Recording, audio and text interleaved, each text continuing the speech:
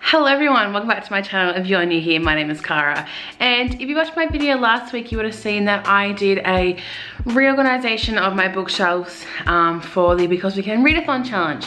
And if you watched that, you would have seen that I actually got rid of some books. So I have a pile of books here that I'm going to be unhauling.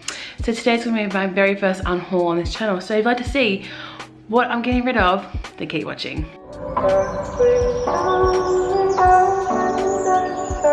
I'm going to start off with is Our Dark Secret by Jenny Quintana. I don't remember reading this, but looking at my reading tally for last year, I read it, but I don't remember anything about it. I think I was just keeping it just because I read it, but reading the blurb, it does not even ring a bell about the storyline, so that one is going. The next one I'm getting rid of is probably like a controversial one because I know it's very well loved, but that is The Night Circus by Erin Morgenstern. Yeah, Morgenstern. I did not like this book. I had really high hopes for it. I knew that it was very well loved in the book community and that the storyline was sort of like one that everyone loved, but I did not like it. I could not get into it, and I sort of just kept it because it's a cool cover and the design's really cool, but I'm never gonna read this again. I struggled as it is to read the book. It was basically like 500 pages. I'm never gonna go back. So I'm never gonna read it again, and there's no love lost for me getting rid of this one. So The Night Circus is going. The next one is one that I've had for quite a few years, and I can tell because the bottom is quite ripped, and that is It's a Kind of Funny Story by Ned Vizzini. I adore this book, but I just know I'm never gonna read it again. This cover was what inspired my year 12 visual art project when I was at high school still. I finished school 7 years ago, so I've had this book literally since I was in year 11, so 8 years ago. And this like design of the head and all the different squares was like a real inspiration for me back then. But I just know I'm never gonna read it again. And while I did love it, and I did really enjoy the movie, I just know that it's not gonna be the kind of thing that if I ever want to reread a book, I'm gonna read this one. So I'm gonna get rid of this one. This one will be donated just because it is in not the best condition, but that's the next one. The next one that I'm going to donate is one that I actually received as an ARC last year from Harlequin, and that is The Cancer Ladies Running Club.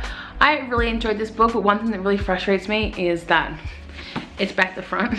This is the front cover and this is the back cover. The back cover is the front cover. So if you want to even put on the front cover, it flips the wrong way. It's written the right way, but this was obviously an ARC, so I can't actually sell this one. But it was a good story about a group of women who were going through cancer, breast cancer, all at the same time, and sort of like their journey they go through to make a running club to sort of have a shoulder to cry on and talk about their journey going through cancer. This one was hard for me to read, so I don't think I would actually read it again just because of my personal journey in my family, in my personal life of cancer. So I don't think I would read this one again, but it was a good read and I did enjoy it. The next one is one that I purely bought for the cover. I have read it, but I bought just for the cover, and that is Social Creature by Tara Isabella Burton, and I adore this cover. It is beautiful. I'm just never gonna read it again. It's about a girl called Louise who becomes friends with like these huge influencers and people who are like really high up in the New York elite society. And then one day a murder happens and it's sort of just like, what's going on here? It was good, nothing really to rave about. But yeah, I really just wanted it for the cover. Like, it's a beautiful cover. Can you see that shine? Gorgeous. The next one is one that I bought purely because Zoella had it as part of her book club, and that is You're the One That I Want by Giovanna Fletcher. I honestly, there is quite a few books in this pile down here that I bought because of Zoella's book club back in the day when I was like 16, 17, and I still have, and I'm not gonna read them again because it's just not really my thing anymore. I remember this being good, but it was just like a real love triangle book. The cover's cute, but I'm never really gonna read any of Giovanna's work again. So that one's going. Oh well. Next one I'm getting rid of is one of the first retellings I ever read, like of any kind of fairy tale, and that is The Beast's Heart by Life Shallcross. This obviously is a Beauty and the Beast retelling from the Beast perspective. I really didn't enjoy this. like, it sort of spoke about the beast as if he was this cruel, dark creature who hunted on women to break a curse, and not this loveless soul person who was trapped. It was good, but I didn't like the take of Beauty and the Beast that it had. The cover's gorgeous, but yeah, there's other better retellings out there, and I know that now. The next one, actually there is, the next 4 books are literally all Zoella book clubs. And I can prove it to you. Literally, a Zoella book club pick. I bought all 4 of these books because Zoella recommended them to me. I do like Zoe Sugg, and I still do watch her stuff every now and then, but I'm not into these books anymore. So the first one is Lying About Last Summer by Sue Wollerman. This was good, easy read. It's just like a murder mystery, but never gonna read again. The next one is We Were Liars by E. Lockhart. Everyone loves this book. I did not like this book. I hated it. The ending really pissed me off. I thought it was a waste of time. I had so many questions after it, and no one could answer it because it was one of those books where it was like, oh, up to your interpretation, which really pissed me off. I don't like books that do that. So that one's going. The next one, another book club pick, is If I Was a Girl by Meredith Russo. This author, a bit controversial now. She is a transgender author, and I read this because I wanted to sort of be inspired by Own Voices books a few years ago, and just in the last couple of years, knowing things that have come out about this author, I don't want to support an author who has these kind of views, so that one's going. And I don't remember really liking this book that much anyway, so it's not a loss, no love lost for me. And the last book club pick is I Was Here by Gail Forman. This is about a girl called Meg who commits suicide, and the story is about Cody, her best friend, who sort of has to go through the her belongings and letters and finding out why her best friend killed herself. Again, another Zoella book club pick, which Zoella was very influential back in the day. Very influential. The next one I'm getting rid of is one I actually bought in America when we went on holidays there 2 years ago. And that is I'll Give You the Sun by Jandy Nelson. One, I hate the cover. I hate it. This is actually the cover. But they have this weird overlay. I bought this one at Barnes & Nobles, and the lady who helped me out actually recommended this one to me, and it just really didn't make sense. It's told in a like before and after, so you find out what happens at the beginning, and then it just like you have to piece together what happens, and it just really annoyed me because it didn't make sense for so long, and then when it made sense it was like, oh, is that it? So yeah, what kind of cover is this? And the cover's like this weird plasticky cover.